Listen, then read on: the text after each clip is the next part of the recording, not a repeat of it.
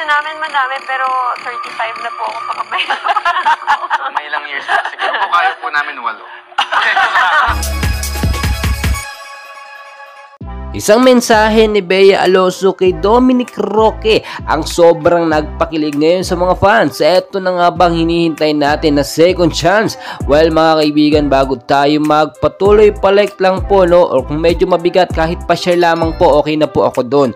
So mainit pa rin po pinag-uusapan eto nga pong si Bea Alonzo at Dominic Roque. Lalo na po yung hinihintay natin na second chance na muli nilang pagmamahalan.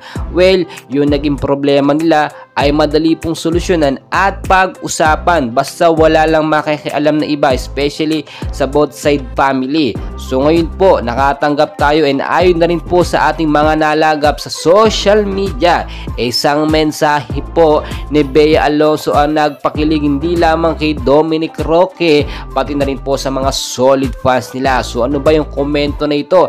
Alam naman natin nung mga nakaraan lang nag-post sa kanyang social media ito nga pong si Bea Alonzo at talagang sinabi niya yung kanyang saloobin doon, yung pagmamahal niya kay Dominic Roque, yung pagtatanggol niya sa mga bashers lalo na sa kumakalat ng fake news po sa social media.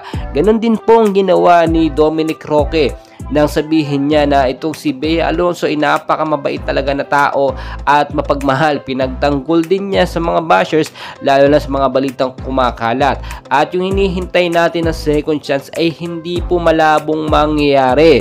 Nung makanakaraan lang kasi ay nagkaroon ng balita na sila nga po yung nag-uusap sa labas at nag-date at minsan ay ispatan pa ng ilang mga fans. Kung titignan nyo mabuti, hindi naman talaga lagi nilang pinapublic no, yung mga update na nangyayari sa kanila, pero may mga source tayo nakukuha na sila nga po yung nagkakamabutihan na muli. So as of now, ang ating pinaka-latest update, magkaibigan pa lang po muna sila ngayon, pero hindi po natin inaalis yung chance na sila ay muling magkabalikan at mabigyan po ng second chance si Bea Alonzo.